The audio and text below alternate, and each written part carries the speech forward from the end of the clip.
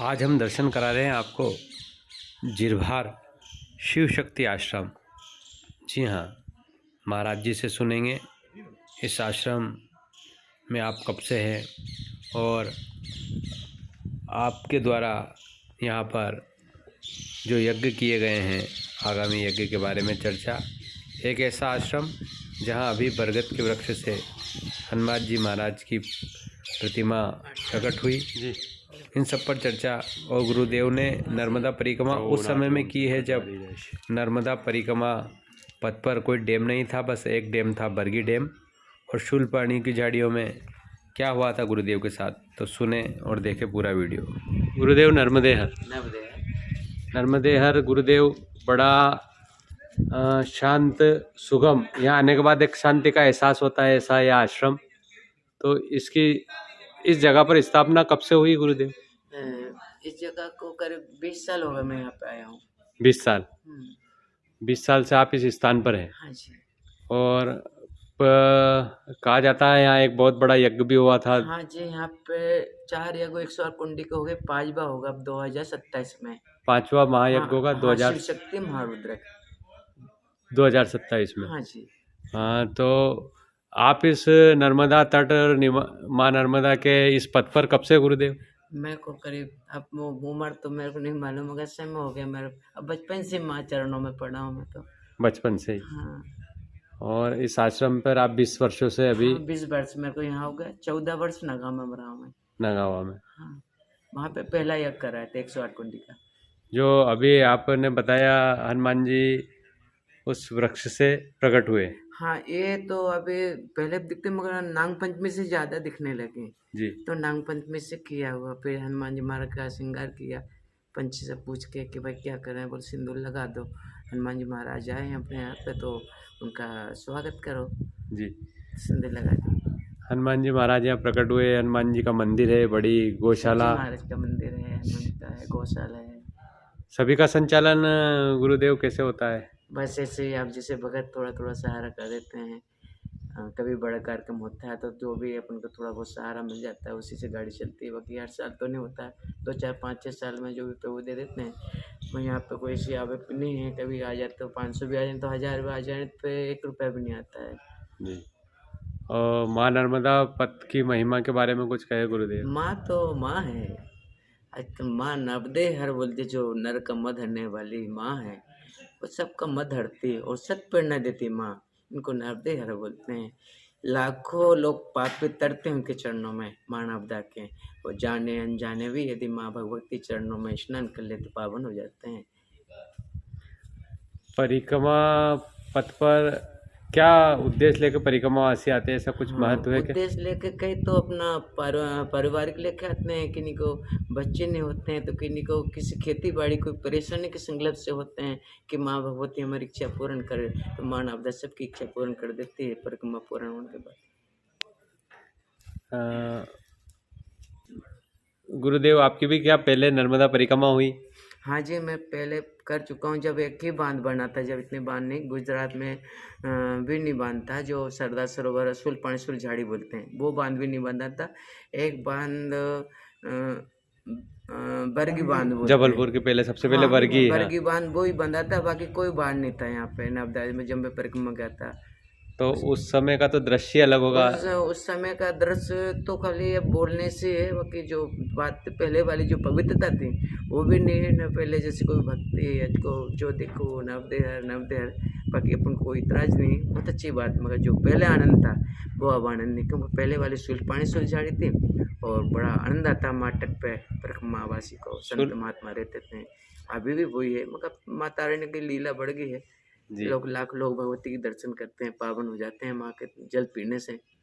उस समय प्राकृतिक सुंदरता माँ के तट पर थी। शूलपाणेश्वर महादेव मंदिर का दर्शन होता था। हम खुद रात रुके हैं उस मंदिर में, शूलपाणेश्वर भोलेनाथ का मंदिर है और विशाल मंदिर था, पुराना, अब तो नया बन गया, हम देखे नहीं है, बहुत पुराना। हम माँ भगवती के तट पर रात भी रुके, मगर भी मिली है मैंने अब किनार पे, और बड़ा पावन भिक्षा मांगने थे, भेल लोग थोड़ी थोड़ी दे देते हैं, कभी कभी कपड़े भी छीन लेते हैं हमसे। जी जी, कहा जाता है कि सूलपानी में लूटपाट होती थी, हाँ उसी समय का दृश्य था हाँ, वो जब। उसी समय क्या हमारा कुछ भी नहीं लेते, कमंडल तक ले लिया। हम पहले जनेऊ पहनते थे, हमारे जनेऊ भी ले लिया उन्होंने। हमसे बोले बाबा मुख दो बोलते, उनकी भाषा मुख दो यानी रख दो, हमें दे दो। हाँ। हम कुछ भी नहीं था। पूरी परिक्रमा में हमको 2.25 रुपये मिले थे, जो 25 पैसे पूरी परिक्रमा में हमको मिले। अच्छा। 25 पैसे, वो भी आदिवासी से लिया। तो हमको भाई पैसे ले लो, हमें रोटी खिला दो। हाँ। फिर 25 पैसे देकर उन्होंने हमको भोजन खिलाया। एक कमंडल था वो ले लिया। फिर उनसे तूमा लिया, हमको पानी पात्र तो दो हमको कुछ, उन्हें तूमा दिया हमको उसके बदले में। वहाँ भोजन किया, रात रुके, हम चल दिए वहाँ से नर्मदे। नर्मदे यार, वो तो अद्भुत चीज थी उस समय की। हाँ जी। कहा जाता है कि वही डर अब भी परिक्रमा से कोई बाहर से आता है तो ये पूछता है कि क्या सूलपानी में लूटपाट होती है क्या, वो अब तक चलन आ रहा चल रहा है, पर मगर अब नहीं, अब वो अब नजारा तो नहीं। सेवा का भाव है अब माई। सेवा का भाव, संत सेवा हो रही, परिक्रमा बासी हो रही, मगर जो पहले जो पवित्रता या नजारा था, जी। वो नजारा अब खाली बोलने में रह गया, देखने में नहीं रहा।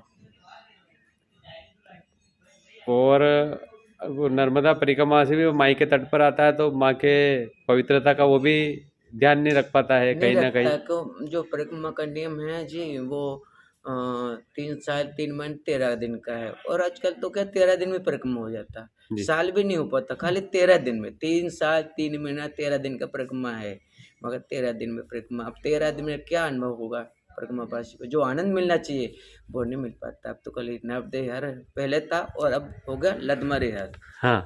पहले नर्मदे हर, वो माँ सबका मद हरने वाली, भक्ति देने वाली, मुक्ति देने वाली माँ नर्मदा, उनकी प्रेरणा से, उनकी परम कृपा से हमारा संकल्प यज्ञ हो रहा है। उनके आशीर्वाद से हमने संकल्प लिया था कि माँ भगवती हमारा कार्यक्रम करा दो, संकल्प पूरा करा दो, तो माता रानी ने हमारा यज्ञ करा दिया।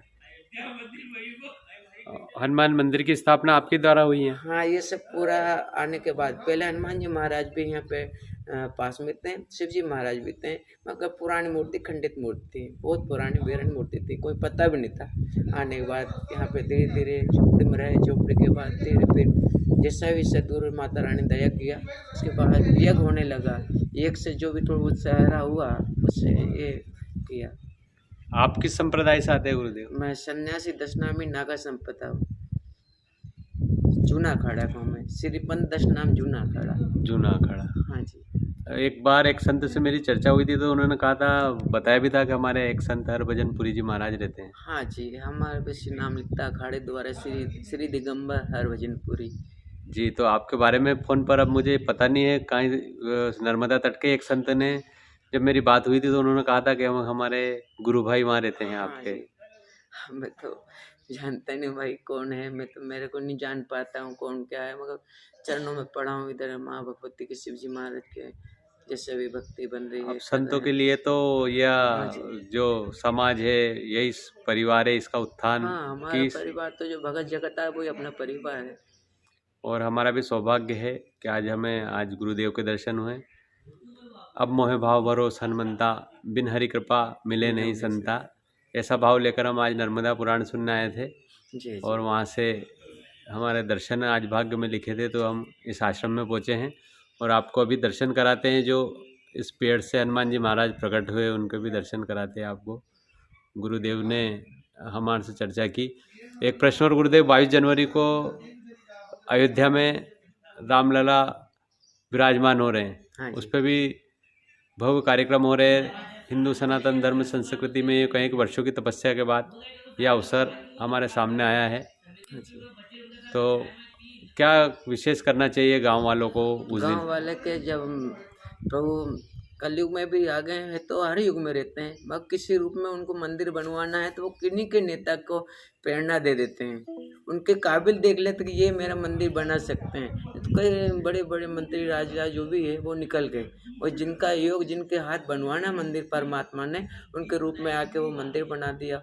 और गाँव गाँव में जिस दिन सदगुरु अपने इष्ट देवता है राम जी महाराज का प्राण प्रतिष्ठा होगी, उस दिन हर घर में दीपक जलना चाहिए। मंदिर में, दिल्ली में, घर में बढ़िया सुंदरता श्री राम जी महाराज का मंदिर सजाना चाहिए, घर में दीपक जलाना चाहिए और हरि कीर्तन होना चाहिए। जय हो। तो यह संदेश भी 22 जनवरी को अपने घर दीप जलाए, रंगोली से घर को सजाए और ऐसा उत्सव का त्यौहार मनाएं उस दिन, क्योंकि वर्षों की तपस्या के बाद ये दिन हमें देखने को मिला है। मातश्री नर्मदे हर। हनुमान जी महाराज के दर्शन कराते थे। जी जी करा। तो अब हम आपको दर्शन कराते हैं। ये पूरा आश्रम है, ये मंदिर है, और ये हनुमान जी महाराज अभी प्रकट हुए। सभी लोग बाहर से भी आए हैं।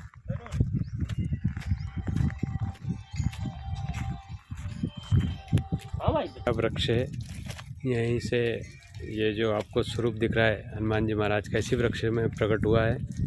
तो कहते हैं कि जो चैतन्य स्थान रहता है, जहाँ तपस्वी स्थल रहते हैं, वहाँ उस स्थान पर यह कह सकते हैं कि कहीं से मूर्ति निकलती है, उनका प्रकट स्थान होता है। तो आज नागपंचमी से ही इस पेड़ की, इस वृक्ष में ये आकृति उभरी, और आप देख सकते हैं पूरा स्वरूप संकट मोचन हनुमान मंदिर पहले से बना हुआ है, और इस वट वृक्ष में भी यह दर्शन दिखाते हैं आपको पूरा पेड़।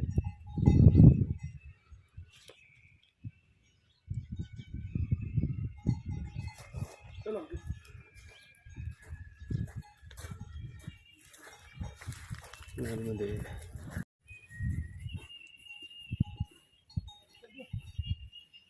जय श्री राम, जय श्री राम। दीन दयाल वीर संभारी हरो नाथ मम संकट वारी। जय श्री।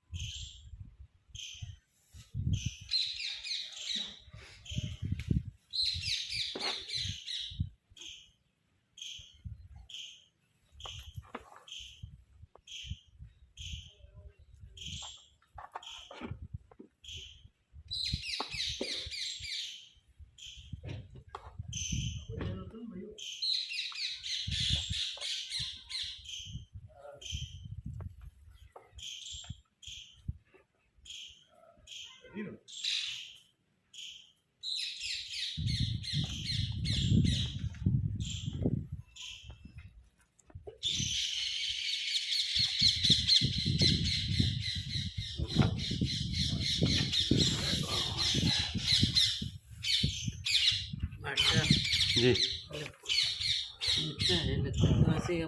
कर लिया हो। अगले साल फिर गए थे, 4 महीना में कर आए थे। अभी नवरात्रि से पहले पावागढ़ गए थे, तो 8-10 दिन में वहाँ से भी आगे पैदल पा के आ रहे हैं। हाँ, पैदल ही चलते हैं। तो हाँ, इधर हम मन हो रहा है नलखेड़ा जाना का, हवन करने का। बगलामुखी मैया के, बगलामुखी मैया का हवन करना। मैं उधर ही रहता हूँ गुरुदेव। अच्छा, जीरापुर है, जीरापुर। जीरापुर। हाँ, अपन आगर जाते हैं, आगर से नलखेड़ा। हाँ, नलखेड़ा से 20-30 किलोमीटर आगे जीरापुर है, जीरापुर। राजगढ़ जिले में, वहीं का रहने वाला हूँ। अच्छा, दर्शन करने आए हैं। हाँ, गुरुजी से मिल लिया। जय हो माँ नर्मदे। आओ जो नर्मदे। जरूर आऊँगा, जरूर गुरुजी। संत निवास अवधि 2 दिन, नर्मदे हर तीसरे दिन।